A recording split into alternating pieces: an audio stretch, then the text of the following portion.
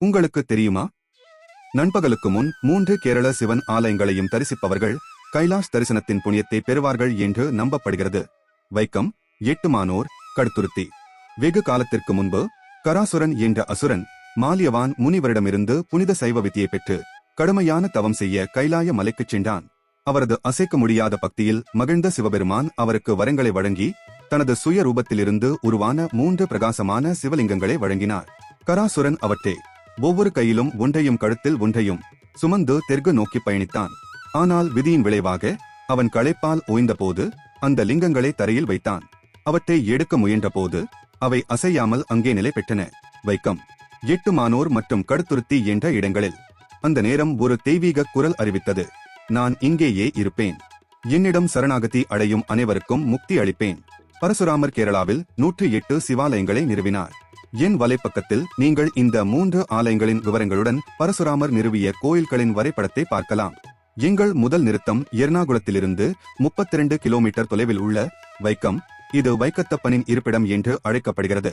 கருவறைக்குள் சிவன் காலையில் தட்சிணாமூர்த்தி, நண்பகலில் கிராடமூர்த்தி, மாலையில் சக்தி பஞ்சாட்சரி என்று வழிபடப்படுகிறார். கோயிலில் உள்ள ஒரு கதவின் கதையையும் பாருங்கள். வைக்கம் சத்தியாகிரகத்தின் தொட்டிலாகவும் இருந்தது. இது அனைத்து சமூகங்களுக்கும் கோயிலின் நுழைவு உரிமையை வழங்கிய ஒரு வரலாற்று தருணம். அடுத்து 10 கிலோமீட்டர் தொலைவில் உள்ள எட்டுமானூருக்கு செல்கிறோம். இங்கு சிவபெருமான் எட்டுமானூரப்பன் என்ற பெயரில் வணங்கப்படுகிறார். இந்த லிங்கங்களை பிரதிஷ்டை செய்த பிறகு கராசுரன் மானாக மாறி தனது வழிபாட்டை தொடர்ந்தார் என்று கூறப்படுகிறது. அந்த மானே இறைவன் தன் கரங்களில் தூக்கி வைத்ததால் அந்த இடம் உத்ருதினபுரம் அல்லது எட்டுமானூர், மானை உயர்த்தி பிடித்த இடம் என்று அழைக்கப்பட்டது. அழகான பிரதோஷ நிருத்தியம், சுவரோவியம், சிவபெருமான் ஆடும் சாம்பிரதாய நடனம். இந்தியாவின் மிக அழகான கோயில் சுவரோவியங்களில் ஒன்றை தவறாமல் பாருங்கள்.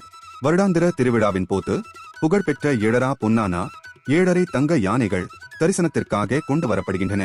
ஏறக்குறைய 13 கிலோ தங்கம் மதிப்புள்ள இந்த தங்க சிலைகள் தெய்வீக ஐஸ்வர்யத்தின் அழகை காட்டுகின்றன. இங்கே பக்தர்கள் தங்களது உடல் எடைக்கு சமமான தங்கம், பழங்கள் அல்லது தானியங்களை கடவுளுக்கு நன்றி தெரிவித்து துலாபாரம் எனும் நைவேத்தியமாக செய்கின்றனர். இறுதியாக நாங்கள் கடுதுருத்திக்கு வருகிறோம்.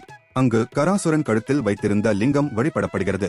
உள்ளே 3 அங்குல உயரமுள்ள ஒரு சிறிய ஆனால் சக்தி வாய்ந்த சிவலிங்கத்தை நீங்கள் காணலாம். அதன் ஆன்மீக ஒளி பல தலைமுறைகளை கடந்து உயர்ந்து நிற்கிறது. பரசுராமரால் தோற்கடிக்கப்பட்ட 1000 கரங்களை கொண்ட கார்த்தவீரிய அர்ஜுனனின் கதைகளை சித்தரிக்கும் நுணுக்கமான சிற்பங்கள் இந்த மண்டபத்தில் உள்ளன.